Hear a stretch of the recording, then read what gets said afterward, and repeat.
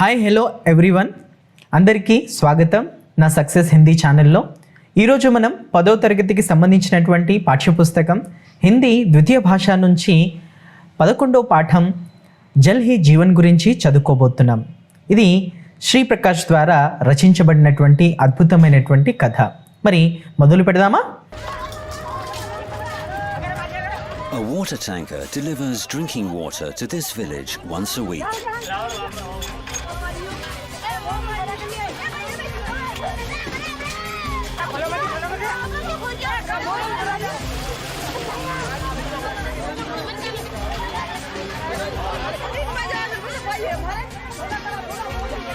But it's rationed. Only 8 litres per person for 7 days. That's meant to cover household needs as well. There are no other sources of water anywhere nearby.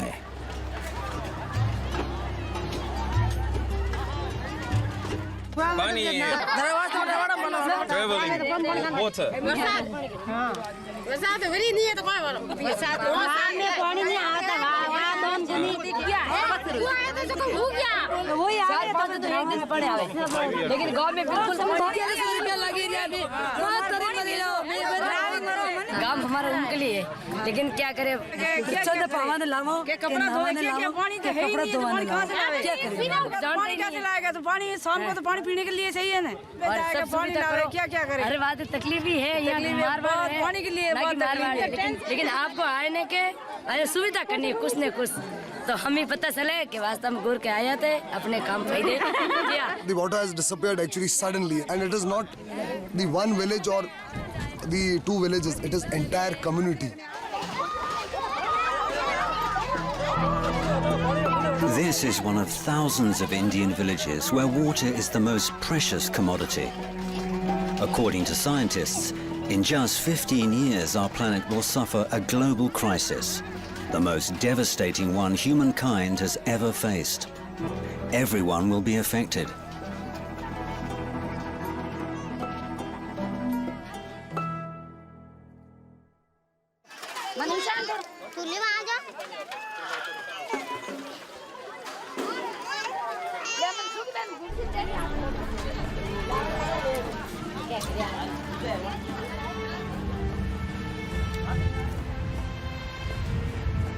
Go.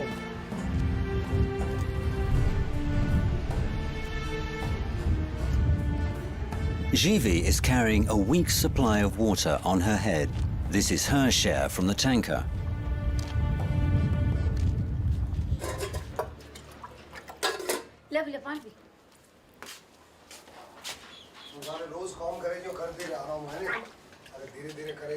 हमें आड़ा ने लून लाऊं तो मरसा कोनी ने मरसा लाऊं तो लून कोनी लून लाऊं तो आटो कोनी हमें पानी लेवा जा तो 900 रुपये टंकरा पर ले ने 500 पर ले तो टाबरन की कर पानी पाऊं 200 रुपया वन में याद आवी कोनी 200 रुपया फैमिली रे तो वे तो करी आवे न करी नहीं आवे बराबर 200 तो पूरा आवी कोनी फैमिली तो थान थाई से रेट कतरी आवे क्या तो 150 आवे अणु दगे तो हदी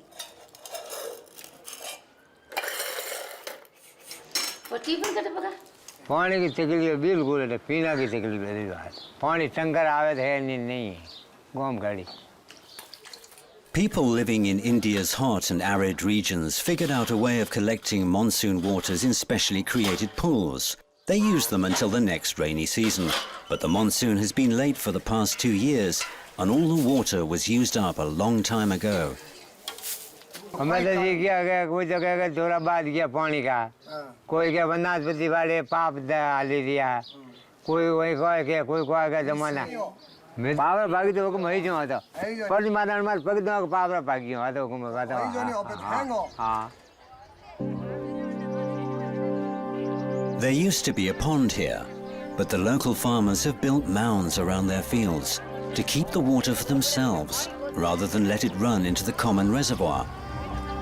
And so the reservoir, which is used to serve the village all year round, is now only half full. By the time the hottest spring months arrive, it's already dried out. Jeevan doesn't have anyone to look after her baby at home, so she takes him to work with her. With other women, she's working on deepening the pond to collect water once it finally rains. They earn 120 rupees a day. They need this money to buy water. The villagers have been waiting for over a month for the big rains to come and for free water to start falling from the skies. But all in vain.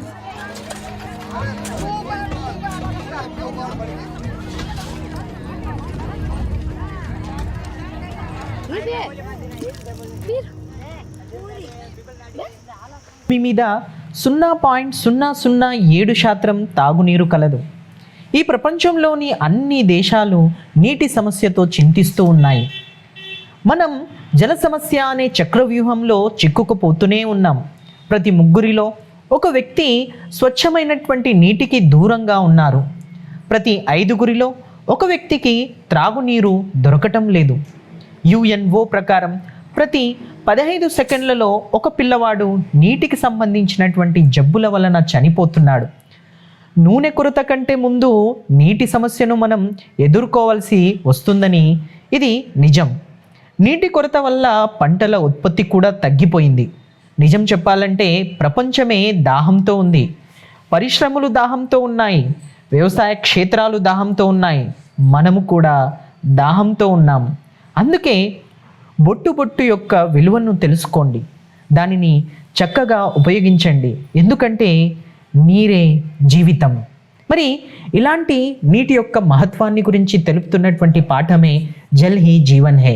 Shri Prakash ద్వారా రచించబడినటువంటి ఈ రచన, ఈ కథను మనం తెలుసుకొని నీటి మహత్వం గురించి ఇక్కడ కథ రూపంలో ఏ విధంగా వర్ణించడం జరిగింది అనే అంశాన్ని ఇక్కడ మనం చదవబోతున్నాం. అయితే పదండి మొదలు పెడదాం. ఇక్కడ జల్ హీ జీవన్ హే పాఠాన్ని మొదలు పెట్టడానికంటే ముందు మనకు ఒక ఉన్ముఖీకరణని ఇవ్వడం జరిగింది. ఈ ఉన్ముఖీకరణ గురించి ముందుగా తెలుసుకుందాం. ఈ ఉన్ముఖీకరణలో ఒక చిత్రాన్ని ఇవ్వడం జరుగుతుంది. అలాగే ఆ చిత్రానికి సంబంధించినటువంటి ప్రశ్నలు కూడా ఉంది. అయితే ముందుగా ఈ చిత్రాన్ని గురించి తెలుసుకుందాం.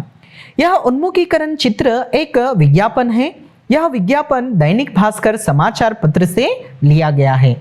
इस विज्ञापन में एक व्यक्ति के हाथों को पेड़ की शाखाओं के रूप में दिखाया गया है. यह चित्र कलात्मक है. इस चित्र में एक नारा भी दिया गया है. यह नारा है एक पेड़ एक जिंदगी. इसका अर्थ है कि प्रत्येक व्यक्ति को चाहिए कि वह कम से कम एक पेड़ लगाएं. ऐसा करना एक नई जिंदगी देने के समान है. इस तरह से इस चित्र के माध्यम से पर्यावरण का महत्व बताया गया है. అయితే దీని భావం చూడండి, ఈ విధంగా ఉంది. ఈ ఉన్ముఖీకరణ అనేటువంటిది ఒక విజ్ఞాపన. ఇది దైనిక్ భాస్కర్ అనేటువంటి పత్రిక నుండి తీసుకోవడం జరిగింది. దీంట్లో ఒక వ్యక్తి తన చేతులనే ఒక చెట్టు కొమ్మలాగా చూపిస్తున్నాడు. ఇది ఒక సృజనాత్మకత. దీంట్లో ఒక నినాదం ఉంది. అది ఒక చెట్టు ఒక జీవితం. ప్రతి ఒక్కరూ ఒక్కో చెట్టు చొప్పున పెట్టాలి లేదా నాటాలి అని అర్థం. ఇలా చేస్తే ఒక జీవితం ఇచ్చినట్లు ఆ బొమ్మ ద్వారా పర్యావరణ పరిరక్షణ గురించి తెలుపుతున్నారు. ఇప్పుడు ఈ ప్రశ్నలకు సంబంధించినటువంటి సమాధానాన్ని చూద్దాం. ఇక్కడ మనకు 3 ప్రశ్నలు ఇవ్వడం జరిగింది. ఈ ప్రశ్నలకు సంబంధించినటువంటి సమాధానం ఈ విధంగా ఉంది. యా విజ్ఞాపన్ కిస్కే బారే మే హే. ఈ విజ్ఞాపన అనేటువంటిది దేని గురించి ఉంది అంటే, విజ్ఞాపన అంటే ఇక్కడ ప్రకటన అన్నమాట. ఈ ప్రకటన దేని గురించి ఇచ్చారు? యా విజ్ఞాపన్ పేడోంకే బారే మే హే. ఈ ప్రకటన చెట్ల గురించి ఇచ్చారు. యా విజ్ఞాపన్ కిస్ సమాచార్ పత్రిక హే. ఈ ప్రకటన ఏ పత్రిక వార్తాపత్రికలో ఇచ్చారు? యా విజ్ఞాపన్ దైనిక్ భాస్కర్ నామక్ సమాచార్ పత్ర సే హే. ఈ ప్రకటన దైనిక్ భాస్కర్ అనేటువంటి పత్రికలో ఇచ్చారు. ఇస్సే క్యా సందేశ్ మిల్తా హే. దీనిలో ఉన్నటువంటి సందేశం ఏంటి? इससे यह संदेश मिलता है कि एक पेड़ एक जिंदगी, अर्थात एक पेड़ लगाने से एक की जिंदगी बचती है. దీనిలో ఉన్నటువంటి సందేశం ఏమిటంటే, ఒక చెట్టు ఒక జీవితం అనగా ఒక చెట్టు నాటడం వల్ల ఒకరి జీవితాన్ని రక్షించవచ్చు అని దీని అర్థం. మరి ఈ ఉన్ముఖీకరణలో ఉన్నటువంటి చిత్రము, దీనికి సంబంధించినటువంటి ప్రశ్నల గురించి, దాని సమాధానాల గురించి ఈ ఉన్ముఖీకరణ అనే అంశంలో తెలుసుకోవడం జరిగింది. ఇప్పుడు మనం రెండవ టాపిక్లోకి వెళ్దాం. ఉద్దేశం ఈ విధంగా ఉంది. జల్ हमारे जीवन का एक प्रमुख आधार है. पानी का सही उपयोग करके आने वाली पीढ़ियों के लिए बचाकर रखना चाहिए. इस विषय को लेकर पानी का महत्व व उपयोग और पानी संबंधी जानकारी दी जा रही है. మరి ఈ పాఠం యొక్క ఉద్దేశం ఈ విధంగా ఉంది. నీరు మన జీవితానికి ముఖ్యమైన ఆధారం. నీటిని సద్వినియోగపరిచి రాబోయే తరాల కొరకు సంరక్షించాలి. ఈ విషయాన్ని తెలుసుకొని నీటి యొక్క మహత్వం మరియు ఉపయోగం మరియు నీటికి సంబంధించినటువంటి వివరణను ఇక్కడ ఇవ్వడం జరుగుతుంది. పిల్లలు, ఇప్పుడు మనం విधा विशेष గురించి తెలుసుకుందాం. प्रस्तुत पाठ कहानी विधा है. बालकों को सबसे प्रिय लगने वाली विधा कहानी होती है. इसमें कौतूहलता, उत्सुकता, जिज्ञासा, मनोरंजन और मूल्य छिपे होते हैं. మరి ఈ విधा विशेष గురించి ఈ విధంగా వివరణ ఉంది. నీరే జీవితం ఇది ఒక కథాపాఠం. ఈ కథలో ఒక ఆదర్శక కథకు సంబంధించిన ఉండవలసినటువంటి లక్షణాలు ఉన్నాయి. ఇక్కడ భవిష్యత్తులో జరగబోయే ఊహాత్మక సంఘటనల ఆధారంగా నీటి గొప్పతనాన్ని ఇంకా పెంచుతారు. కథ పిల్లలకు ఎల్లప్పుడూ ప్రియమైనది అన్నది నిజం. ఈ కారణంగానే నీటి గొప్పతనం గురించి కథా విధిలో చెప్పడం జరిగింది. ఇది విधा విశేష్కి సంబంధించినటువంటిది వివరణ. ఇప్పుడు మనం లేఖక్ పరిచయం గురించి తెలుసుకుందాం. ఇక్కడ श्री प्रकाश गुरिंची मनम अतनी जीवन परिचय गुरिंची तेलुसुकुंदाम. ई विधंगा उंदी. श्री प्रकाश हिंदी के जाने माने लेखक हैं. इन्होंने विज्ञान विषय संबंधी ढेर सारे निबंध लिखे हैं. इनके निबंध विचार उत्तेजात्मक हैं.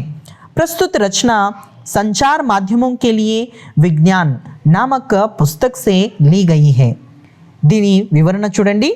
శ్రీ ప్రకాష్ హిందీలో ప్రసిద్ధ చెందినటువంటి రచనకర్త. ఈయన విజ్ఞాన విషయానికి సంబంధించినటువంటి చాలా వ్యాసాలు రాశారు. ఈయన వ్యాసాలు ఆలోచింప చేసే విధంగా ఉంటాయి. ప్రస్తుత రచన సమాచార మాధ్యమం కే లియే విజ్ఞాన్ అనే పుస్తకం నుండి తీసుకోబడడం జరిగింది. ఇది లేఖక్కి సంబంధించినటువంటి శ్రీ ప్రకాష్కి సంబంధించినటువంటి పరిచయము. ఇప్పుడు విషయ ప్రవేశ్లో వెళ్తున్నాం. विषय प्रवेश ई विधंगा उंदी. दुनिया की सभी भाषाओं में जल के अलग अलग नाम हैं, किंतु सबके प्यास एक ही है. जल के बिना जीवन की कल्पना करना असंभव है. जल में जीवन बसता है और जीवन में जल का महत्व, परंतु पाठ में इस विषय को उजागर करने का प्रयास किया गया है. చూడండి, దీని వివరణ ఈ విధంగా ఉంది. ప్రపంచంలోని అన్ని భాషల్లో నీటికి వేరువేరు పేర్లున్నాయి, కానీ అందరి దాహం ఒకటే. నీరు లేకుండా జీవితాన్ని ఊహించుకోవడం అసంభవం. నీటిలోనే జీవితం ఉంటుంది. జీవితంలో నీటికి చాలా మహత్వం ఉంది. ప్రస్తుత పాఠంలో ఈ విషయాన్నే వెలుగులోకి తేవటానికి ప్రయత్నించడం జరిగింది. ఇది విషయ ప్రవేశకి సంబంధించినటువంటి వివరణ. పిల్లలు, ఇప్పుడు మనం పాఠాన్ని మొదలు పెట్టబోతున్నాం. అయితే పాఠం మొదలు పెట్టడానికంటే ముందు ఈ పాఠ్యభాగంలో చాలా మనకు పారాగ్రాఫ్లు ఇవ్వడం జరిగింది. అయితే ఈ అన్ని పారాగ్రాఫ్లను నేను ఇక్కడ 9 భాగాలుగా విభజించుకోవడం జరిగింది. ఈ విధంగా ఈ 9 భాగాల్లో ఇవ్వబడినటువంటి పారాగ్రాఫ్లను ఒక్కొక్క దాని గురించి చదువుతూ దాని యొక్క వివరణను తెలుసుకుంటాం. పదండి, ఇప్పుడు ఇక్కడ మనం ఈ పాఠాన్ని మొదలు పెడదాం. ఇప్పుడు మనం ఈ పాఠంలోని మొదటి పారాగ్రాఫ్ని చదివి దాని వివరణను తెలుసుకుందాం. 21वीं सदी का अब अंत होने वाला था और 22वीं सदी की शुरुआत. पृथ्वी पर मानव ने काफ़ी प्रगति कर ली थी. जनसंख्या पर नियंत्रण कर लिया था. पर्यावरण की समस्या को लगभग हल कर लिया गया था. लोग सुख चैन से रह रहे थे. अचानक एक दिन समाचार पत्र में एक खबर प्रकाशित हुई, जिससे पढ़कर लोग आश्चर्यचकित हो गए. इस खबर के अनुसार एक सर्वेक्षण में बताया गया कि पृथ्वी पर निरंतर पानी की कमी होती जा रही है. ఈ మొదటి పారాగ్రాఫ్కి సంబంధించినటువంటి వివరణ ఈ విధంగా ఉంది. 21వ శతాబ్దం ఇప్పుడు అంతమై 22వ శతాబ్దం రాబోతుంది. భూమిపై మానవుడు తగినంత ప్రగతిని సాధించాడు. జనసంఖ్య నియంత్రించబడింది. పర్యావరణ సమస్యలు దాదాపు పరిష్కరించబడ్డావి. ప్రజలు సుఖంగా ఉన్నారు. అకస్మాత్తుగా వార్తాపత్రికల్లో ఒక వార్త ముద్రించబడింది. దీన్ని చదివిన అందరూ ఆశ్చర్యపోయారు.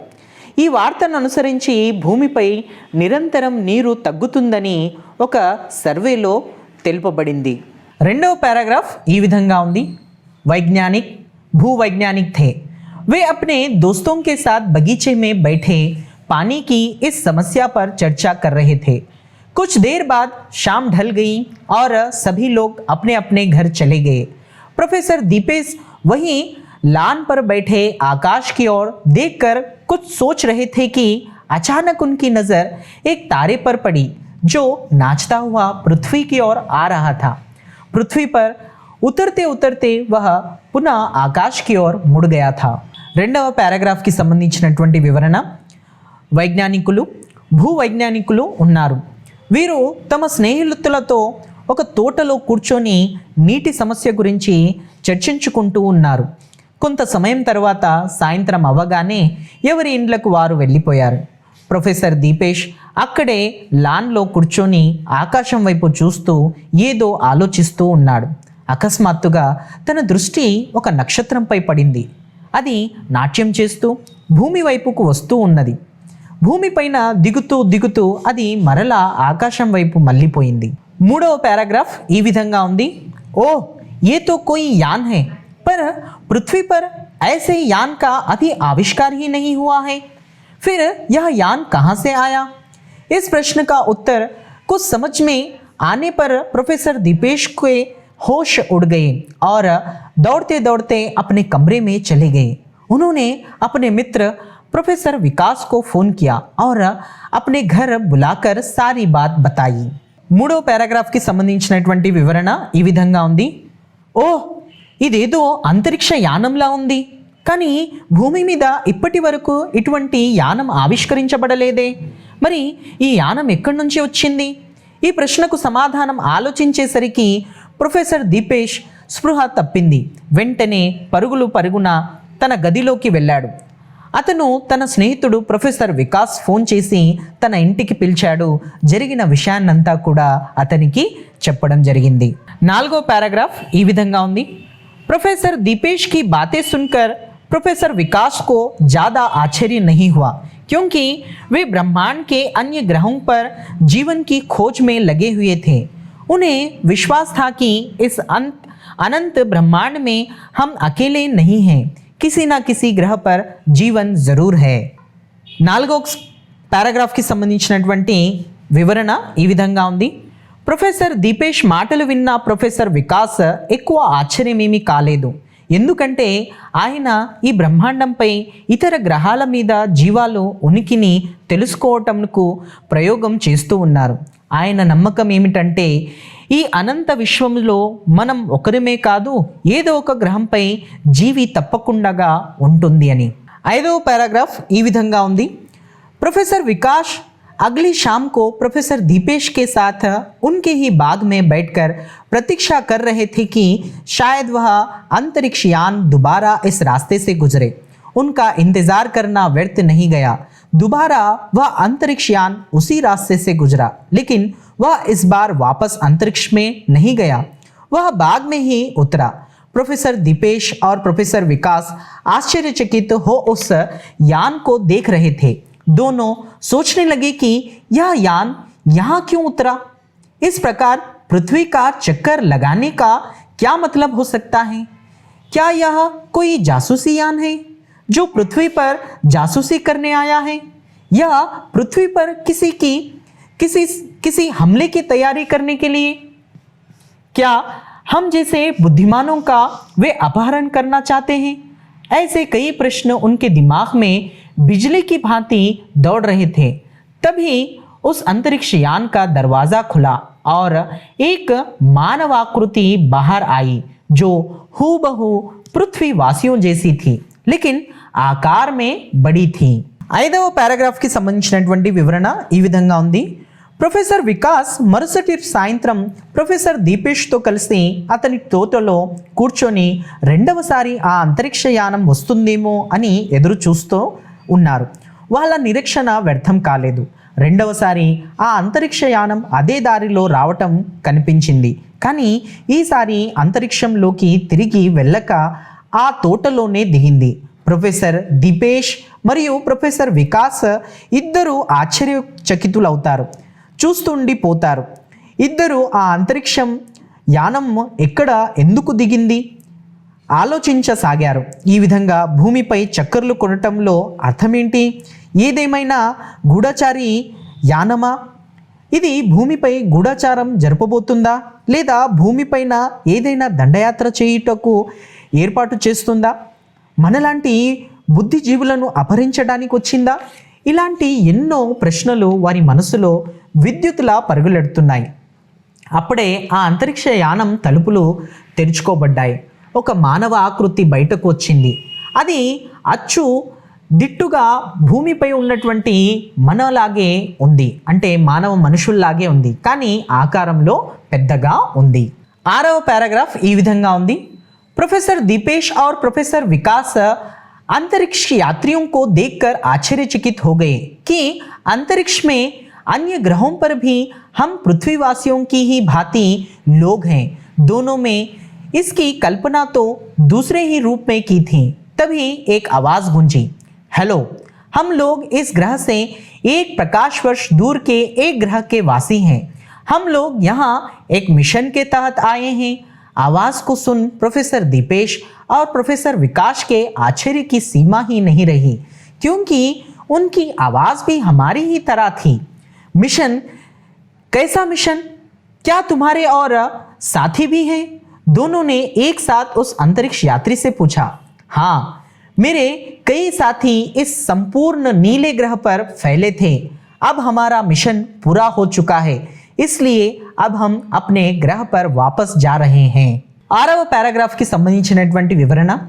ప్రొఫెసర్ దీపేష్ మరియు ప్రొఫెసర్ వికాస్ ఆ అంతరిక్ష యాత్రికుల్ని చూసి ఆశ్చర్యపోయారు. అంతరిక్షంలోని ఇతర గ్రహాలపై కూడా భూగోళంలోని మనుషుల లాంటి వారే ఉన్నారు. ఇద్దరు కూడా వారి రూపాన్ని ఇంకో విధంగా ఆలోచించారు. అప్పుడే ఒక శబ్దం ప్రతిధ్వనించబడింది. హలో, మేము ఈ గ్రహానికి ఒక కాంతి సంవత్సరం దూరంలోని గ్రహవాసులం. మేము ఇక్కడకు ఒక మిషన్ కొరకు వచ్చాం.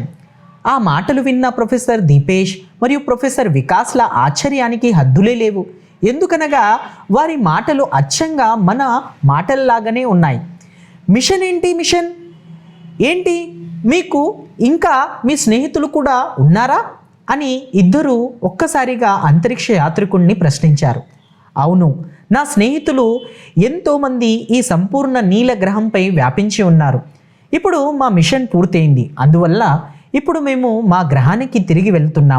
7వ పారాగ్రాఫ్ ఈ విధంగా ఉంది. लेकिन तुम्हारा मिशन क्या है? कहीं तुम पृथ्वी पर तबाही तो नहीं मचाना चाहते हो? कहीं तुम इस पर अधिकार करना तो नहीं चाहते? प्रोफेसर विकास ने पूछा। नहीं, हम यहाँ तबाही मचाने या अधिकार करने की नहीं आए हैं। हम तो आपके उस नीले विशाल जल राशि की कुछ मात्रा अपने ग्रह पर ले जाने के लिए आए थे। प्रोफेसर दीपेश और प्रोफेसर विकास को यह समझते देर नहीं लगी कि पृथ्वी का जल स्तर जो एकाएक क्यों कम हो गया है। लेकिन क्यों ले जा रहे हो यहाँ से जल? तुम्हें मालूम है कि हम बिना जल के జీవిత नहीं रह सकते. 7వ పారాగ్రాఫ్కి సంబంధించినటువంటి వివరణ. కానీ మీ మిషన్ ఏంటి? మీరు భూమిపై ఏమీ తిరుగుబాటు చేయటం లేదు కదా? మీరు ఏమైనా ఈ భూమిని అధికారంలోకి తీసుకోవాలని అనుకుంటున్నారా అని ప్రొఫెసర్ వికాస్ అడిగారు. లేదు, మేము ఇక్కడ తిరుగుబాటు చేయటానికి రాలేదు, అధికారం పొందటానికి రాలేదు. మేము మీ విశాల జలరాశిలోని కొంత నీటిని మా గ్రహానికి తీసుకుపోవటానికి వచ్చాం. ప్రొఫెసర్ దీపేష్ మరియు ప్రొఫెసర్ వికాస్ భూమిపై జలరాశి ఎందుకు ఒక్కసారిగా తగ్గిపోతుందో తెలుసుకోవడానికి ఆలస్యం కాలేదు. కానీ ఎందుకు ఇక్కడ నుండి నీరు తీసుకెళ్తున్నారు? మీకు తెలుసా, మేము నీరు లేకుండా జీవించలేము. 8వ పారాగ్రాఫ్ ఈ విధంగా ఉంది. मालूम है, इसलिए हम इसकी सिर्फ थोड़ी सी मात्रा अपने ग्रह पर ले जा रहे हैं। हमारे ग्रह के जल में एक विशेष प्रकार के विषाणु के मिल जाने के कारण वह जहरीला हो गया है। उसके उपयोग से हमारे ग्रह पर महामारी फैल गई है, जिससे वहाँ के लोग मरने लगे हैं। हमने तो उन विषाणुओं को नष्ट कर दिया है, लेकिन जल में घुले जहर को अभी तक पहचान नहीं पाए हैं। जल को विषहीन बनाने में समय लगेगा। पानी के अभाव में हमारे लोग मर रहे थे। आपने अस्तित्व के लिए हमने निर्णय लिया कि हम जल्द से जल्द अन्य किसी ग्रह की खोज कर वहाँ का पानी अपने ग्रह पर ले जाएंगे, अपने ग्रह के लोगों का जीवन बचाएंगे। हमारी नज़र आपके नीले ग्रह पर पड़ी, जो हमसे अधिक नज़दीक था। हम यहाँ उतर गए। हम लोगों ने यहाँ पर विशाल जल भंडार को देखा और निर्णय किया कि जब तक हमारे ग्रह पर पानी शुद्ध नहीं हो जाता, तब तक हम लोग यहीं से जल को अपने ग्रह पर ले जाएंगे। हम लोग लगभग 1 सप्ताह से जल को विशेष यान की सहायता से ले जा रहे हैं। हम लोग अपना मिशन चुपचाप पूरा करना चाहते थे। 8వ పారాగ్రాఫ్కి సంబంధించినటువంటి వివరణ. తెలుసు, అందుకే మేము కొంచెం నీటిని మాత్రమే మా గ్రహానికి తీసుకెళ్తున్నాం. మా గ్రహంపై నీటిలో విశేషమైనటువంటి విషపూరిత అణువులు కలవటం వల్ల ఆ నీరు విషపూరితమైంది. ఆ నీటిని ఉపయోగించడం వలన మా గ్రహంలో ఒక మహమ్మారి వ్యాధి వ్యాపించింది. అందువల్ల అక్కడి ప్రజలు చనిపోసాగారు. మేము ఆ విశేష అణువులను నాశనం చేశాము, కానీ నీటిలో కరిగిపోయిన ఆ విష పదార్థాన్ని ఇప్పటి వరకు కనుక్కోలేకపోయాం. నీటిని విషరహితం చేయటానికి ఇంకా సమయం పట్టవచ్చు. నీటి కొరతతో మా ప్రజలు చనిపోతూ ఉన్నారు. మా అస్తిత్వం కోసం మేము త్వరగా ఏదైనా గ్రహం నుంచి అన్వేషించి ఆ గ్రహం నుండి నీటిని మా గ్రహానికి తీసుకురావచ్చని అనుకున్నాం. మా గ్రహ ప్రజలను రక్షించాలని అనుకున్నాం. మా దృష్టి మీ నీల గ్రహంపై పడింది. మీ గ్రహం మాకు దగ్గరగా ఉన్న గ్రహం, అందుకని మేము ఇక్కడ దిగాము. మేము ఇక్కడ విశాల జలరాశులను చూశాం. అప్పుడే మేము నిర్ణయించుకున్నాం, ఎప్పటి వరకు అయితే మా గ్రహంపై నీరు శుద్ధి చేయబడుతుందో అప్పటి వరకు ఇక్కడి నుండి నీటిని మా గ్రహానికి తీసుకెళ్లాలని. మేము దాదాపు 1 వారం నుండి విశేషమైనటువంటి యానం ద్వారా నీటిని మా గ్రహానికి తీసుకెళ్తున్నాం. మేము ఈ మిషన్ని చాలా సీక్రెట్గా ఎవరికి చెప్పకుండా ముగించాలనుకున్నాం. 9వ పారాగ్రాఫ్ ఈ విధంగా ఉంది. वह बोला, मैं वहाँ का राजा होने के नाते आपसे माफ़ी मांगता हूँ. हम लोगों ने बिना आपकी अनुमति के आपकी अमूल्य जल निधि को चुराया और अपने ग्रह पर ले गए. अंतरिक्ष यात्री अपनी बातें समाप्त कर अपने यान में बैठकर अंतरिक्ष की ओर उड़ चले. प्रोफेसर दीपेश और प्रोफेसर विकास टकटकी लगाए इस अंतरिक्ष यान के बारे में सोच रहे थे. कुछ क्षणों में वह अंतरिक्ष यान उनकी आंखों से ओझल हो गया. अचानक प्रोफेसर विकास की नज़र एक वस्तु पर पड़ी. उस पर लिखा था, हमें आशा है कि आप लोगों ने हम अंतरिक्ष जल चोरों को माफ़ कर दिया होगा.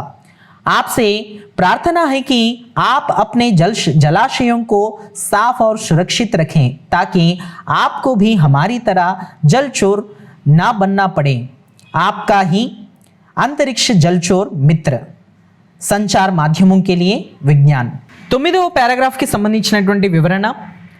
అతను అన్నాడు, నేను అక్కడి రాజుని అయిన కారణంగా మీతో క్షమించమని అడుగుతున్నాను. మేము మీ అనుమతి లేకుండా మీ అమూల్య జలనిధిని మా గ్రహానికి తీసుకుపోయాం. ఆ అంతరిక్ష యాత్రికుడి తన మాటల్ని ముగించి తన వాహనంలో కూర్చొని అంతరిక్షం వైపు వెళ్ళిపోయాడు. ప్రొఫెసర్ దీపేష్ మరియు ప్రొఫెసర్ వికాస్ ఇద్దరు ఆ అంతరిక్ష యానం గురించి ఆలోచించసాగారు. కొద్ది క్షణాలలోనే ఆ అంతరిక్ష వాహనం వారి కళ్ళ ముందు నుండి అదృశ్యమైపోయింది. ప్రొఫెసర్ వికాస్ దృష్టి ఒక వస్తువుపై పడింది. దాని మీద ఇలా రాసి ఉంది, మా అంతరిక్ష జలచోరులను మీరు మన్నించారని మేము ఆశిస్తున్నాం. మిమ్మల్ని ప్రార్థించేది ఏమిటంటే మీరు మీ జలాశయాలను శుభ్రపరచుకోగా సురక్షితంగా ఉంచండి. ఎందుకంటే మీరు భవిష్యత్తులో మాలాగా జలచోరులు కాకూడదని. మీ అంతరిక్ష జలచోరులు. ఇప్పుడు ఈ పాఠ్యభాగంలో ఇవ్వబడినటువంటి కొన్ని శబ్దాల యొక్క అర్థాలను తెలుసుకుందాం. ఇక్కడ ఈ విధంగా ఇచ్చారు. దునియా అంటే ఇక్కడ సంసార్, వరల్డ్ ప్రపంచమని, శరీర్ అంటే తన్ బాడీ దేహమని, ఉజాగర్ అంటే ఇక్కడ చమక్ బ్రైట్ షైన్ వెలుగు లేదా కాంతి అని, భోజన్ అంటే ఇక్కడ ఆహార్ ఫుడ్ భోజనము అని. మహీనా అంటే ఇక్కడ 1 మాస్ 1 మంత్, 1 నెల. ప్రగతి అంటే ఇక్కడ అభివృద్ధి, డెవలప్మెంట్, అభివృద్ధి. నియంత్రణ అంటే ఇక్కడ సమయం, ఇక్కడ సంయం అని చెప్పవచ్చు, కంట్రోల్, అదుపు అని. కింతు అంటే పర్, బట్, కానీ. ఖబర్ అంటే సమాచార్, న్యూస్, వార్త. భూ వైజ్ఞానిక్ అంటే భూమికి వైజ్ఞానిక్, జియోలాజిస్ట్, భూగర్భ శాస్త్రవేత్త. ధరతి అంటే ఇక్కడ పృథ్వీ, ద ఎర్త్, భూమి. హిస్సా అంటే భాగ్, పార్ట్, భాగము. శుద్ధ్ అంటే ఇక్కడ స్వచ్ఛ, ప్యూర్, శుద్ధమైన. ఆవిష్కార్ అంటే ఖోజ్, నికాల్నా, ఇన్వెన్షన్, కనుక్కొనటం. ఇజాత్ ఇంతజార్ అంటే ఇక్కడ ప్రతీక్ష, వెయిటింగ్, నిరీక్షణ. ముష్కిల్ అంటే ఇక్కడ కఠిన్, డిఫికల్టీ, కష్టము. శౌచాలయ్ అంటే ఇక్కడ టాయిలెట్స్, శౌచాలయ్, స్నాన గది. కపడే అంటే ఇక్కడ వస్త్ర, డ్రెస్సెస్, బట్టలు. ధోనా అంటే ఇక్కడ పీనేసే, పానీసే, సాఫ్ కరణ, టు వాష్, కడగటం. నహానా అంటే ఇక్కడ స్నాన్ కరణ, టు బాత్, స్నానం చేయటం. సమాప్తి అంటే ఇక్కడ అంత్, ఎండ్, ముగింపు. శతాబ్ది అంటే 100 సాల్, 100 ఇయర్స్, 100 సంవత్సరాలు. జనసంఖ్య అంటే ఆబాది, పాపులేషన్, జనాభా. పేజల్ అంటే ఇక్కడ పీనేకా, పానీ, డ్రింకింగ్ వాటర్, తాగునీరు. తహత్ అంటే ఆధీన్, సబ్ఆర్డినేట్, ఆధీనంలో. పతా అంటే ఇక్కడ జాన్కారీ, అడ్రస్, చిరునామా. మౌత్ అంటే ఇక్కడ మృత్యు, డెత్, చావు. బీమారీ అంటే రోగ్, డిసీజ్, జబ్బు. నిర్భర్ అంటే ఆధారిత్, డిపెండెంట్, ఆధారపడుట. విషాణు అంటే రోగంకే కారక్ కిటాణు, బ్యాక్టీరియా అని చెప్పవచ్చు. పర్యావరణం అంటే పర్యావరణ్, ఇక్కడ వాతావరణంలోని ఎన్విరాన్మెంట్, పర్యావరణం అని చెప్పవచ్చు. శరీర్ అంటే తన్, బాడీ, శరీరము. మహమ్మారి అంటే ఏక సంక్రాత్మక రోగ్ అంటే ఇక్కడ కమ్యూనికేబుల్ డిసీజ్, అంటువ్యాధి, కలరా లాంటిది. శురువాత్ అంటే ఆరంభ, స్టార్టింగ్, ప్రారంభము. జహర్ అంటే విష్, పాయిజన్, విషము. యాన్ అంటే విమాన్ కావచ్చు, వాహనం కావచ్చు, ఏరోప్లేన్ లేదా ఏదైనా విమానం లేదా వాహనానికి సంబంధించినటువంటిది. మతలబ్ అంటే ఇక్కడ అర్థ, మీనింగ్, అర్థము. జాసూస్ అంటే గుప్తచార్, స్పై, గూఢాచారి. వికాస్ అంటే ఇక్కడ ఉన్నతి, డెవలప్మెంట్, అభివృద్ధి.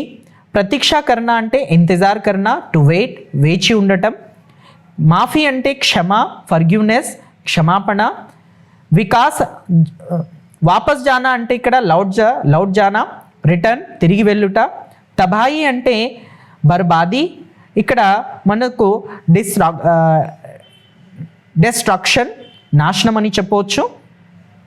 ఔజల్ హోజానా అంటే ఇక్కడ గాయబ్ హోజానా, డిసపియర్డ్, మాయమగుట. నజ్దీక్ అంటే ఇక్కడ సమీప్, నియర్, దగ్గర. జల్ చోర్ అంటే ఇక్కడ జల్కో చురానే వాలా, థీవ్స్ ఆఫ్ వాటర్, నీటి దొంగలు. ఇది ఈ పాఠ్యభాగంలో వచ్చినటువంటి అర్థాలు. ఇది జల్ హీ జీవన్ హై అనేటువంటి పాఠము, దీనికి సంబంధించినటువంటి వివరణ. మరి జల్ హీ జీవన్ అనే పాఠము మీ అందరికీ కూడా అర్థమైందని ఆశిస్తున్నాను. చూడండి, నీరు మన జీవితానికి ముఖ్యం, ఆధారం. మన జీవితంలో అన్ని పనులకు నీరు చాలా అవసరం. నీరు లేకపోతే మానవ మనుగడ సాగదు. కావున నీటిని సంరక్షించాల్సినటువంటి కర్తవ్యం మనదే. మనం త్రాగటానికి మరియు వంట చేయటానికి స్వచ్ఛమైనటువంటి నీటిని ఉపయోగిస్తాం, కానీ స్వచ్ఛమైన నీరు చాలా తక్కువగా ఉంది.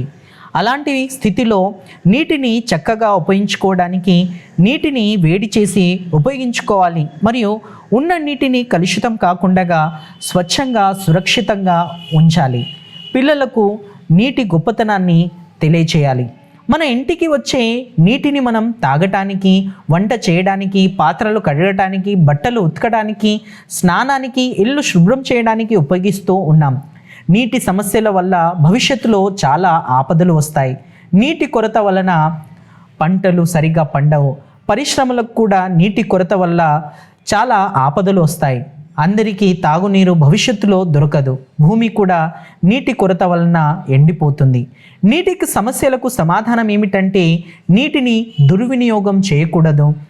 పని పూర్తి అవగానే కుళాయిని కట్టేయాలి, అంటే బంద్ చేయాలి. ప్రతి నీటి బొట్టు యొక్క విలువను తెలుసుకొని దానిని చక్కగా ఉపయోగించుకోవాలి. మరి ఇది జల్ హీ జీవన్ అనేటువంటి పాఠం. ఇక్కడ నీటి యొక్క మహత్వాన్ని, నీటి యొక్క గొప్పతనాన్ని చాటడం జరిగింది. మరి ఈ కథ ద్వారా ప్రొఫెసర్ దీపేష్ మనకు నీటి యొక్క గొప్పతనాన్ని కథలో చెప్పడం జరిగింది. ఇంతటితో మన ఈ పాఠం ఇక్కడికే సమాప్తమవుతుంది. మళ్ళీ తిరిగి కొత్త పాఠంతో మీ ముందుకు వచ్చే వరకు ప్రయత్నం చేస్తాం. మరి ఈ విధంగా మీ అందరికీ ధన్యవాదాలు తెలుపుతూ ఈ పాఠాన్ని ఇక్కడికే సమాప్తం చేస్తున్నాను. జై Hind.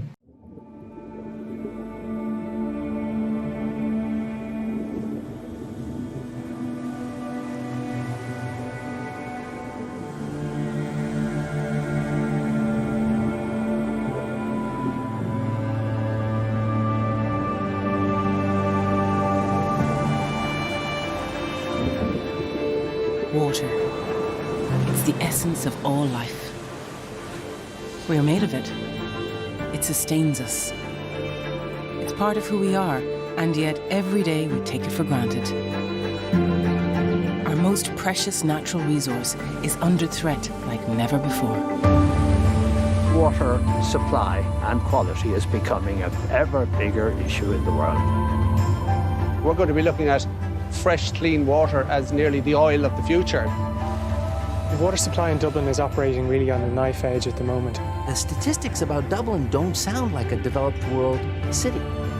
Half the water Dublin cleans and supplies every day leaks away before it reaches a customer. Few kids were coming home and not wanting to have showers and baths because they were too nervous that the water was going to make them sick. There are places in the country where if you flush the toilet, it goes into that pipe and goes straight out to sea. We need proper sewage treatment plants, and we need them now. You have to have water. End of story.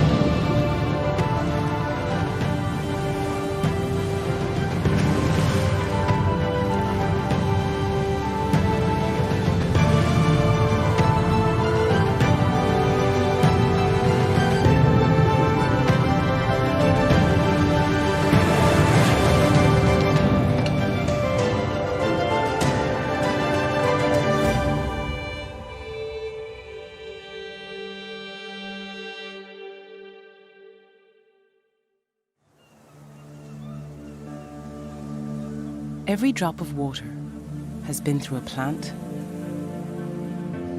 or an animal, or a cloud many times. It may cover 71% of our planet's surface, but less than 1% of it is usable by humans. And it's under threat from drought, pollution, and climate change. Things that aren't limited to deserts or developing countries. In the developed world, where we don't pay attention to water, there is water illiteracy. We have no idea what's required to get the water. If you live in parts of India, if you live in Bangladesh, if you have to walk to get your water every day, you understand the cost of water and the value of water. It's those of us who have it as an instantaneous resource all the time who don't really understand. In Ireland, our temperate, rainy climate means that water is rarely in short supply. Our island is green because, historically, it has always been wet.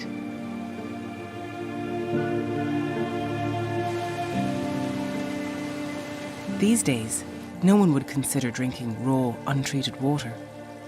But 160 years ago, that's exactly what Dubliners did.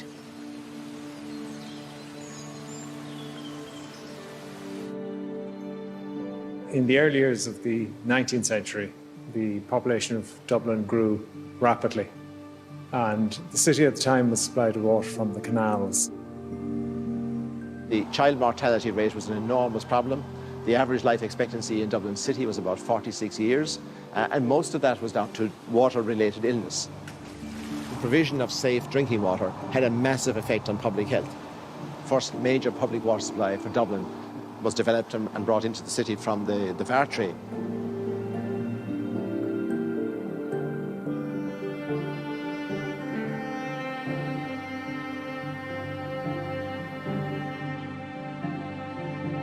The water here comes from the Wicklow Mountains. It's from peaty soil, it's acidic soil, and it comes through granite rock.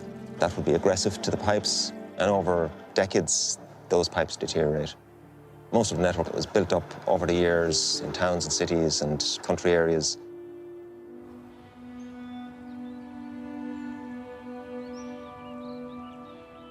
Ballymore Eustace Water Treatment Plant was set up in the 1930s, due to about 55 to 60% of the demand for the Greater Dublin area. Reservoir area itself is about 5,000 acres, so would have been householders living within that area. So they all had to vacate their houses, and those houses are currently under water. At Poulafuca Reservoir, water is filtered and disinfected at the treatment plant, then piped to an open reservoir at Stillorgan before reaching homes and businesses. The water comes here for storage before going into Dublin City. As it leaves the site here, it gets rechlorinated, and we also treat it with ultraviolet light. But we do need to keep the birds off the water.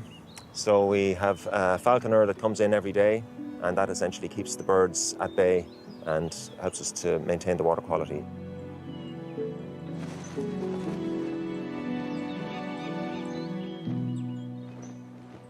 By 2022, the reservoir will be replaced by a new covered water storage facility. The water network, it's like your blood circulation system, transporting every day 1.7 billion litres of water from the treatment plants all over the country right to customers' taps. Samples are taken every day, both of the raw water and the final water. Certain basic physical parameters are measured: temperature, colour, turbidity, which is measured, the clarity of the water. But probably the most important are the bacteriological tests. Failure is anything above zero. So if there's one bad bug in the water, that's too many. We need to make people understand that the water that they want to use needs to be protected. The fate of our inland waters really depends largely on the way that we treat them and look after them. And we have to think about what is in the catchment and who we are sharing the catchment with. We're there to look after the river. We're the custodians of the river to protect it for the fish. The animals, if they're alive and doing well in the river, you know you've got a healthy river, clean water. It's incumbent on all of us to protect that and keep that for the future. Most modern land management is leaky. It leaks nutrients because more than what nature can cope with is applied to maximize production. You can see that fertilizers and spreading of slurry and the use of sheep tips, and while all these things are necessary, they mightn't always have been done in a way that was sensitive to our watercourses and what they mean to us. Cryptosporidium, it's a tiny protozoan. It's actually a one-celled animal that can occur in both animal and human waste. And following flooding, you can get issues with drinking water and drinking water systems where you actually have a public health problem there. Cryptosporidium is a bacterium that causes infection of the stomach and bowel. It can also affect the lungs. It's highly resistant to chlorine, but vulnerable to a much simpler form of treatment: heat. Boiled water notice is primarily used when a water supply is contaminated. What it does is that it compensates for the fact that the treatment process hasn't worked, isn't working, and so what you do, if you boil the water, it destroys the bacteria, it destroys the parasite.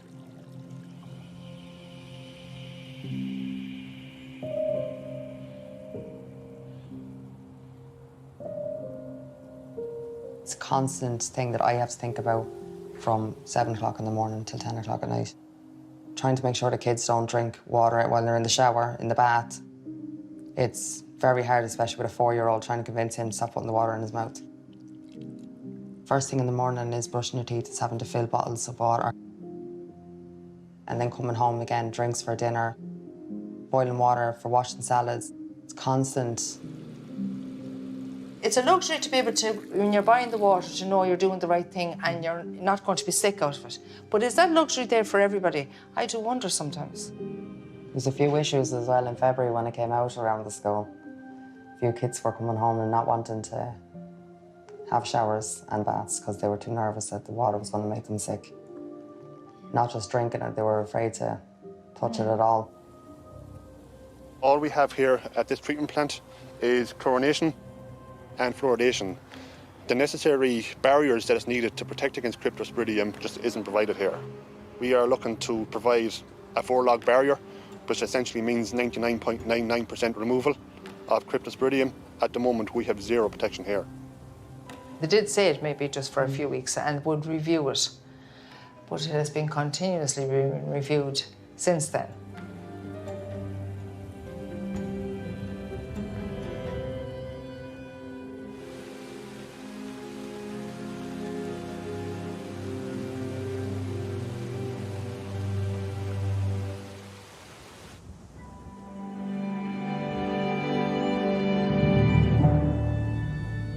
Inisheer, 6 miles off the Galway coast, is the smallest of the 3 Aran Islands.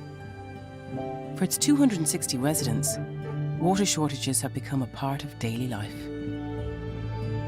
The islanders, they're self-sufficient. They appreciate the value of water conservation because it has a knock-on positive benefit for themselves. You know, they don't have a Tesco down the road that they can go and just buy bottles of water. The island of Inisheer is gradually moving into the 20th century. At the moment, the islanders are digging trenches through the sheer rock in order to lay pipes for their first ever piped water supply. Bhí dad a gobar as hain son na Hillan, agus ag son operáil na Hillan gus na daine agus fása chuir an áit stoigur se ribh am na riide. Bhí ansí meige a dulchan cín na Hillan agus chreid se gúnaí, céimfá nach mechan caijan maireachtala céine ag muintir na Hillan is a bhí ar a mórthir go pointe. Agus muidir go ag scoil agus i gceirich le tarn, mar tám sin níor aon tarn ar an Hillan. Bhí sé anhiú níor aon cairn ag tractors tá mar sin.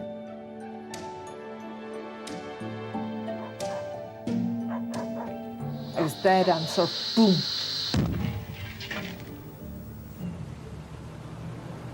When church is gemacht go ji kan gona Hillan Oran in the seer. Agus vi mesin in the re and sour look. To when vowels law. It's better to tassi la kubbenos which I fall back on this talk this more than Hillan adin is ranchari agus chi sour scolari so ta nis mo beam. Nis mo schau such freshen.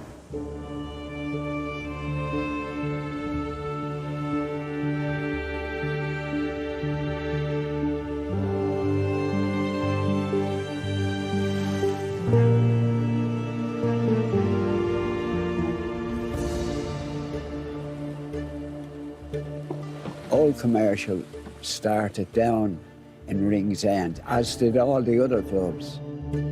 My brother was already here coxing, and that's how I came up a few years later, and I started cox.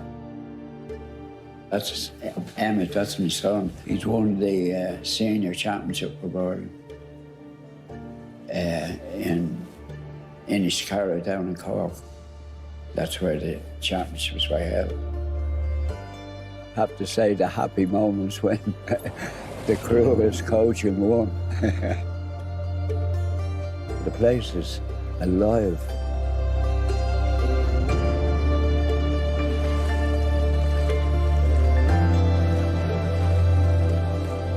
The bridge, it's wider than it's long. Once you go under it, it re-echoes. You can hear the catches, taking the water and finishing. Jump, jump, jump, jump, jump, jump.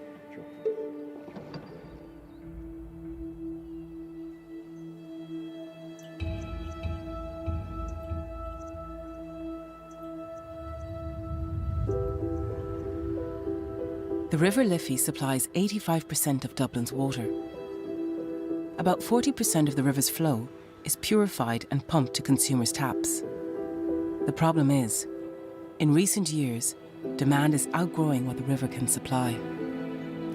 One of the things that's a really sad and disappointing indicator of how bad things are in Dublin is that this summer they reduced the water pressure to their customers overnight to save water. That's not a developed world solution. We have just about enough water to supply homes and businesses every single day. So it's not really a safe or a sustainable position to say to people, look, there's a 5% risk or a 10% risk that water isn't going to come out of your tap every day. In the east of the country, there's less rainfall, and therefore the water sources naturally are less abundant or have less water in them. The amount of water we take is at the maximum we can abstract before we start impacting greatly on the natural environment. We identified the fact that the River Shannon was ultimately the most sustainable and economic source for the Eastern and Midlands region of Ireland, and particularly taking it from the lower point of the River Shannon, just above the hydropower plant at Arnacrusha. We know that by taking 2% of the average flow in the River Shannon, we can cater for the needs of the Midlands and the Eastern region of Ireland. It's about trying to ensure that people have a resilient supply, that they're not afraid that when they turn on the tap they're not going to have any water, and to support the growth of Dublin and the country into the next 50 years. Sourcing additional water supplies is a priority for our nation, but conserving our treated water is also essential. Every day, clean drinking water drains out of the network through thousands of leaks. The water system is invisible. It's not just the water that is taken for granted, it's all the work necessary to get people the water.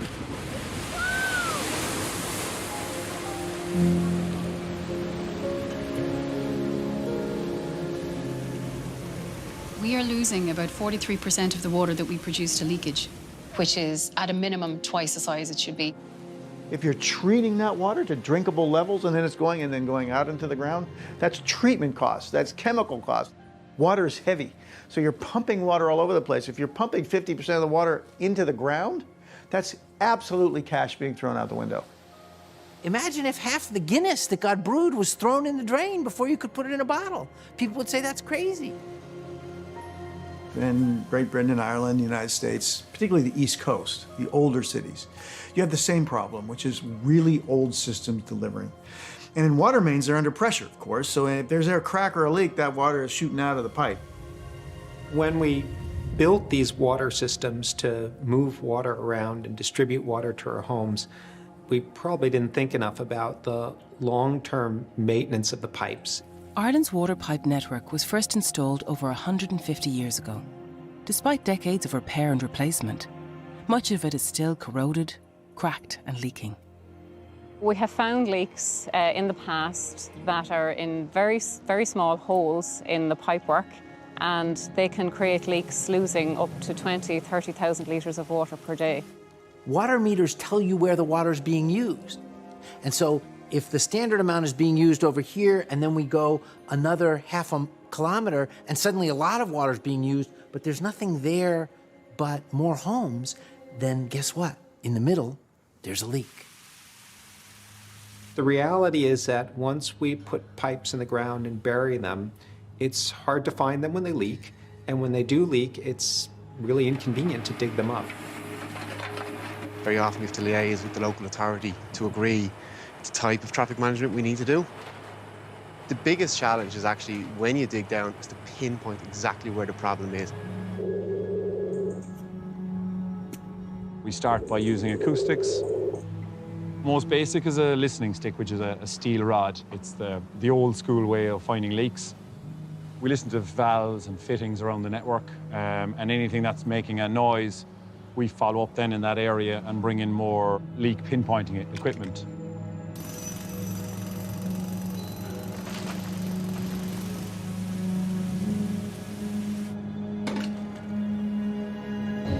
You fix a leak, and then it finds the next weakest point on the network and it pops again.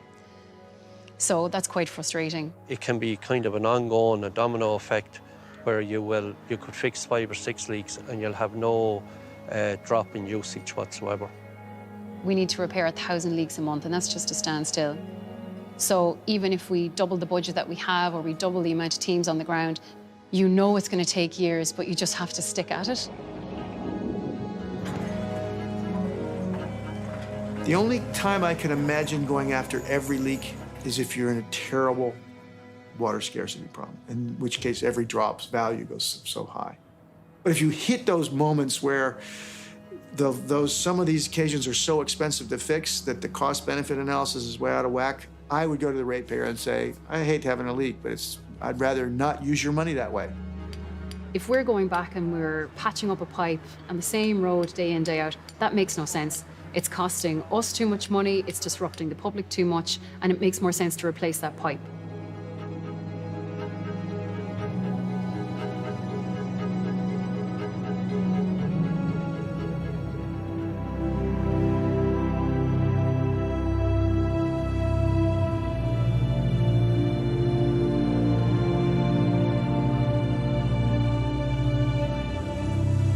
Ireland's coastline.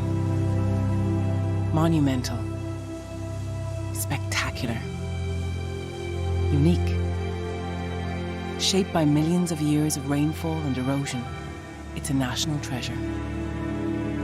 But one with a hidden story.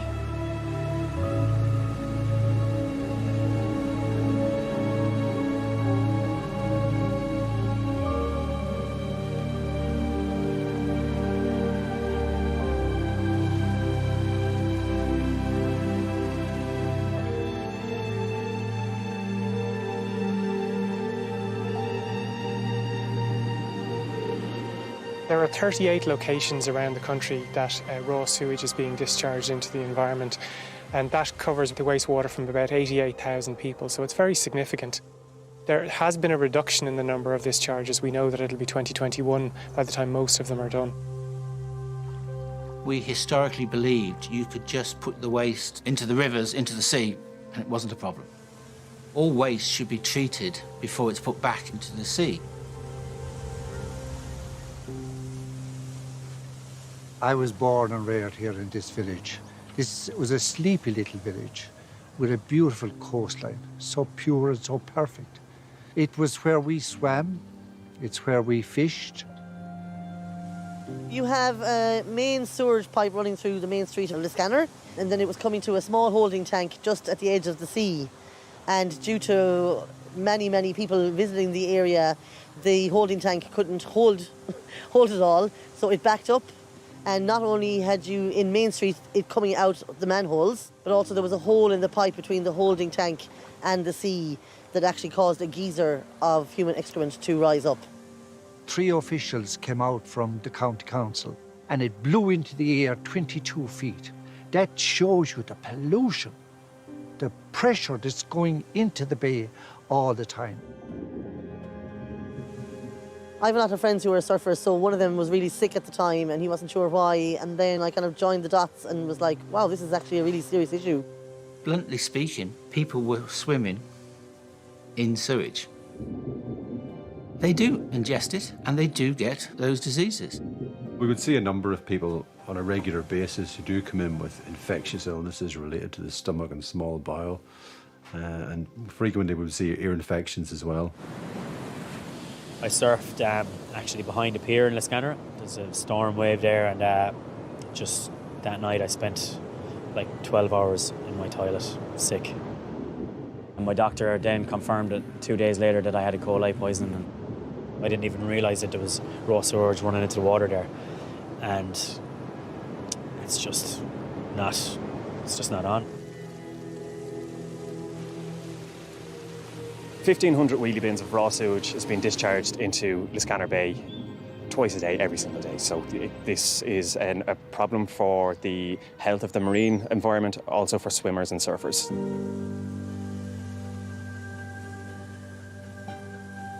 It's lighted into the tunnel and will ensure in the future that Liscannor Bay returns to what I remember as a child and how beautiful it was. Cork Harbor, at the mouth of the River Lee, has been a thriving port for centuries. Cove was the last port of call for the RMS Titanic before it set out across the Atlantic on its doomed maiden voyage.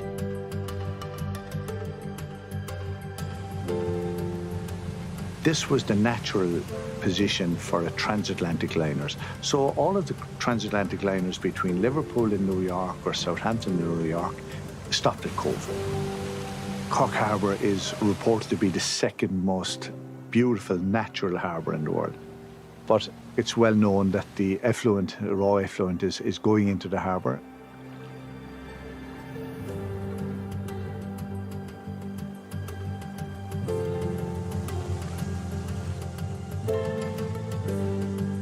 When you're training long distance, you're swimming head down, you know, you might feed every hour, that's the only time you'll talk to people. It can be cold, and swimming in the winter certainly is definitely cold, but it makes you feel alive in a way that the pool never does. I moved to Cove about 1.5 years ago, and I bought my house because I can see the water right from my bedroom window. The day I actually went to view my house, there was a seal that I saw from the window, and that just absolutely made up my mind that, yeah, this is the place for me. Right below my bedroom window, there's a sewage pipe, and as of now, there is actively sewage going out into the water through that pipe, and I can't swim there.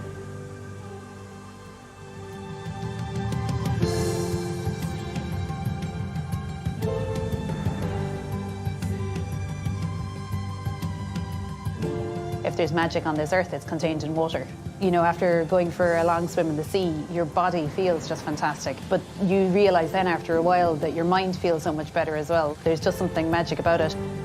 I think it would be fantastic that people didn't need to have this knowledge of where the outfall pipes are. If people could just go and say, there's nice water, I wonder what it's like to swim there, I'm going to go in for a swim.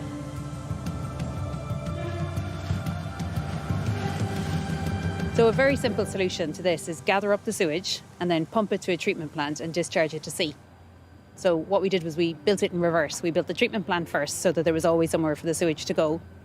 And then using a drilled crossing to go under the estuary, like really deep, 30 metres deep under the estuary, so that we can bring the sewage from here over to the treatment plant in Shannon Valley. So we'd have gone from having an equivalent of the amount of sewage that would fill 40,000 wheelie bins at the start, and we'll have that down to 0.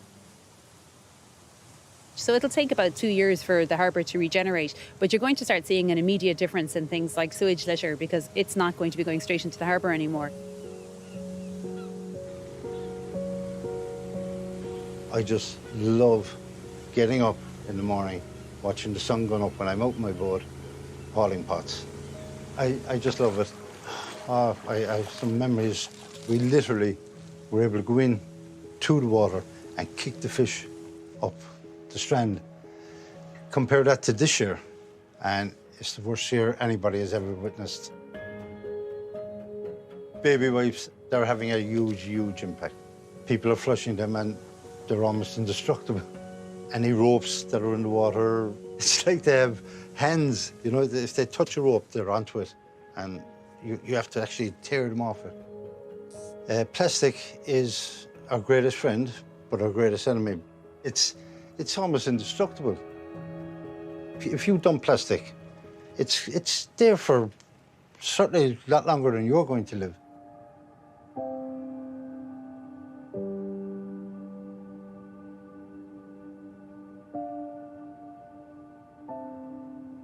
It's normal that if people find a dead whale, they are going to report it, a dead dolphin. But if they find a seabird, they think it's so common that they don't report it. And then we have all these birds dying and no one knows why.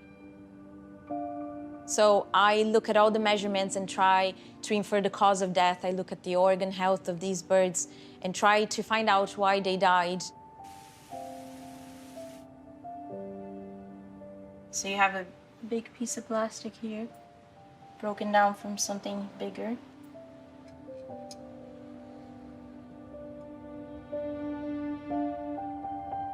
The same way that plastic bags remind birds of prey like jellyfish, baby wipes could remind them of other type of prey. They could get confused thinking baby wipes or wipes floating at sea would be other types of prey.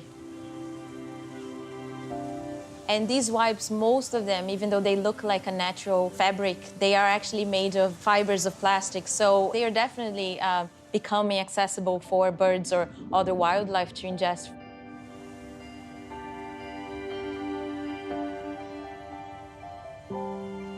If people want to use baby wipes, then put them into the rubbish bin, you know. Don't flush them down the loo. Same with the cotton buds. I see that everywhere. Until something on a higher level is done in relation to plastics and all that stuff and all the other problems that we have, then this is as much as we can do. If you think about it, if you pick up a piece of plastic and put it into a bag and bring it home, that's a bit of plastic that's not going to end up in the sea. And maybe that's a bit of plastic that's going to get caught in a bird's beak.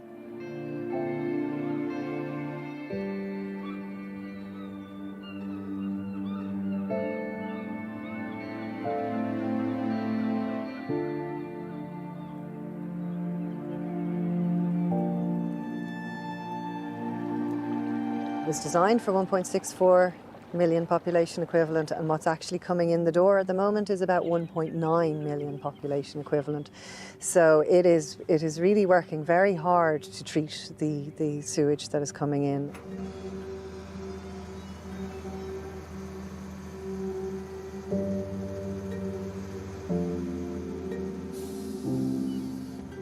Ringsend Treatment Plant processes 40% of the country's public wastewater. Here, debris, fats, oil and grease are removed from the wastewater before undergoing treatment. Once, the solid waste left behind was simply disposed of. These days, it's become a valuable asset. The material that remains in the wastewater, it is no longer a waste. It forms sludges, and these can be digested on the works, creating valuable fertilizer and creating gas through the digestion process that can create up to 4 megawatts of power from burning that biogas. So that's as much power as maybe would power a small to medium-sized town in Ireland. With the plant operating at 16% over capacity, some nutrients in the incoming sewage are passing through the process. The solution is a major upgrade to increase the plant's capacity on a phased basis from now until 2025. When we have this built, it will certainly improve the quality of the effluent coming out. There has been historical underinvestment in our drinking water and our wastewater infrastructure over the years. So we're playing catch-up really on a long period of underinvestment. Is part of a system. So when we look at challenges our country is facing, and you look at things like housing supply, you can't invest in one area and not be cognizant of the level of investment that you need to make in other areas like transport and water and electricity. Massive investments required in water and wastewater treatment. So our key function really is to drive inefficient costs out, while at the same time is to protect the public interest.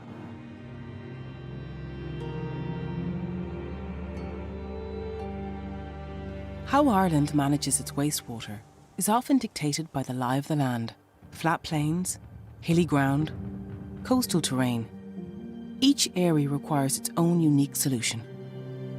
Sometimes treating wastewater relies on advanced technology. Other times, nature itself can be harnessed to do the job. Wherever water slows down on its journey to the sea, a wetland may form.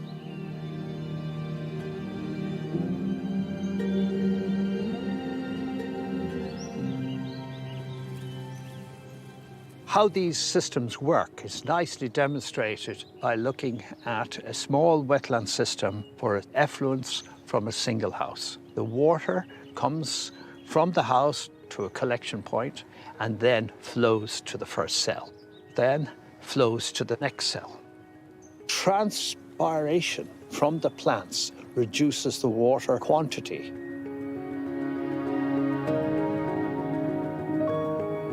Here in County Waterford, a constructed wetland treats all the wastewater from the local village of Dunhill. It's a self-sustaining system, so it doesn't need any electricity or any pumping, and there's no moving parts, so it's very low in maintenance. Benefits to the community is it's keeping their river clean. That's the main benefit, and it also has the add-on benefit of being a beautiful natural environment.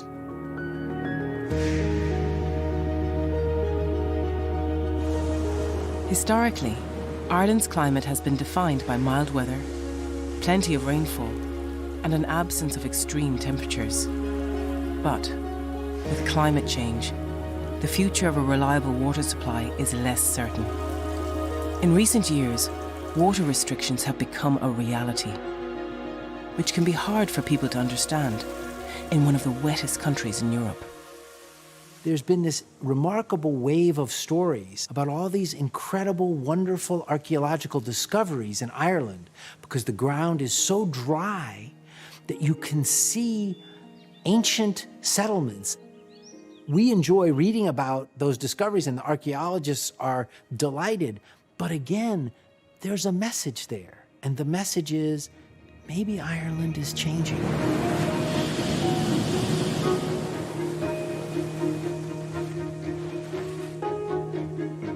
There were two storms in quick succession, Emma and Ophelia, and what we found is that there was this massive freeze event, so a load of our pipes burst, and that meant that loads of people were out of water. And then when we tried to get the water back to people, because it was out for a while, we had airlocks, which means the water physically couldn't get through the pipe. When we think about past climate variability and even indeed future climate change, that will affect the availability of water resources. So it's crucial that we build the resilience of water supply systems. And building the resilience essentially means being able to maintain function during extreme events. Currently, the water level in the lake is quite low, and this is a result of the very good summer we had and the lack of rainfall over the whole summer period. The drought this summer was quite severe and quite prolonged. It went on for 7 or 8 weeks, really, you know. The cows during the hot weather drink between 60 and 100 litres a day each. So if you don't have it, it's a big problem. When I growing up, we had no running water. We had to draw water from the boyne and bring it up on a horse and cart and then give it to cattle. Some of my friends have had wells, maybe older wells that were shallow, 70 or 80 feet, and they've gone dry with the water table being so low after the drought. And they've had to bore new ones to get their supply up and running again. The water temperature went much higher than it would normally. 18 degrees would be a maximum summer temperature normally, but this year in the Blackwater it was 24 degrees in places. And getting up to that temperature, salmon and trout can't even breathe under the water. There's so little oxygen. The general trend is that the wet places become wetter and the dry places become drier. Adding on top of that, places that are struggling now to have enough water are going to find that's a little more challenging. And places that are struggling with too much water from storms are likely to experience more severe storms that are going to tax their ability to prevent floods. Water is the fire of life, and without water, we can't have life. So it's beholding on us to have water of quality and in quantity to sustain our existence. Water supply and quality is becoming an ever bigger issue in the world. There are lots of companies that have started to take this seriously because they see water as a risk to their ability to do business and to deliver the products that their customers want.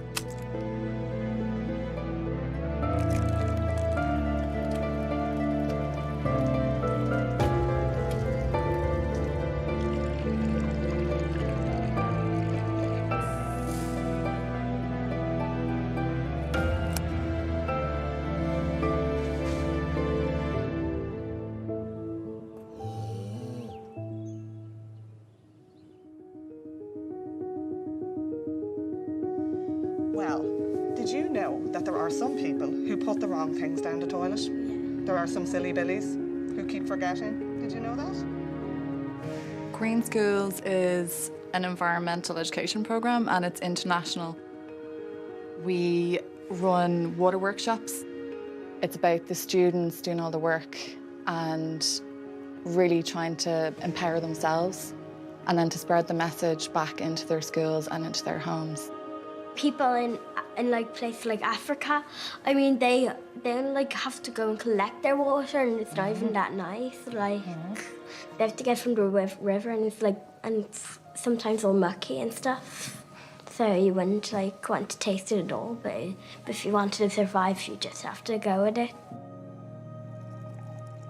You might spend €2.50 on a bottle of water, which is 1 litre. You know, so you assign a value to it because you're willing to pay €2.50 for it, and it's well worth it because then you drink it and you're not thirsty, so you have an immediate impact of that €2.50. But when you're at home and you're not thinking with that head on, it seems more disposable.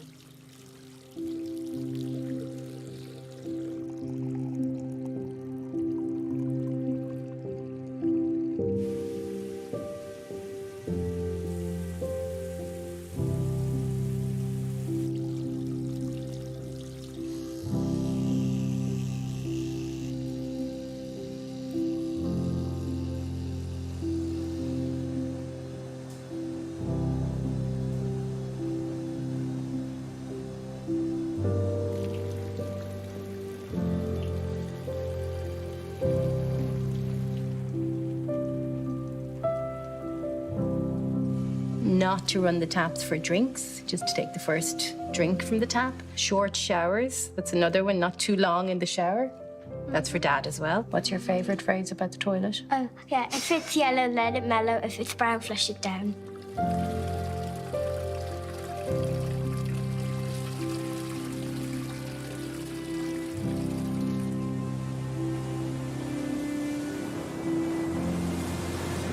Humans are naturally drawn to water and to the ocean. It's a source of well-being, calming, and energizing. I'm over 60, like. I still get butterflies in my stomach and I'm going, I wonder what it's going to be like. And just when you arrive and then see it, it's going to go, wow. Dad has kind of given a lot of hope to a lot of surfers around the area because they realise they can keep doing it for a long time to come. And he's still surfing probably better than quite a few people out in the water. So it's just a complete lifelong passion for him, and it's something that he's passed on to us as well. We always have had this sea connection, and for me, my father's always been emphasising the importance that that's the school of life. We met really through the ocean. When the girls were born, the ocean was just a part of all of our lives. Like everything around here is about water.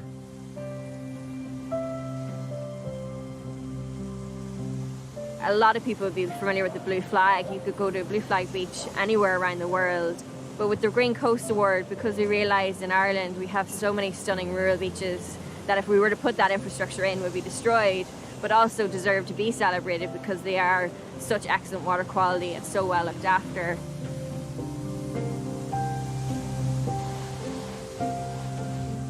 I mean, the evidence does show it has a profound psychological effect as well as physical when we're in the sea, which is perhaps no surprise. I mean, as human beings, we have, I feel, that innate connection with water.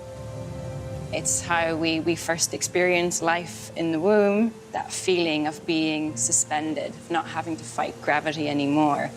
And that memory exists in all of us. By 2050, the UN predicts that around half the world's population will suffer from clean water scarcity. Our future and the future of the water we use are inextricably linked. Securing them both will require more than just investment. What we need is awareness and a new respect for a precious resource we've taken for granted far too long. The majority of people, all they do is open the tap and they have water. They don't realise how valuable it is. If we don't look after our water resources, we will pay for it in our health and well-being. We've certainly got enough smart people, but we need to be realistic about what's happening and to change. There's no one single bullet in terms of a solution. It's about a combination of measures. We cannot, as engineers, decide that we're going to impose a solution. And the best projects and the ones that have had the best delivery are the ones really who've worked with the communities. The imagination that people have, the technologies that have developed, and the will to solve this problem, if we continuously see the opportunity to improve, we're going to move to a better place. It's an ongoing process, but I believe that it will happen. There's a huge opportunity in somewhere like Ireland to shift our awareness and perspective on how we value how important water is in our everyday lives.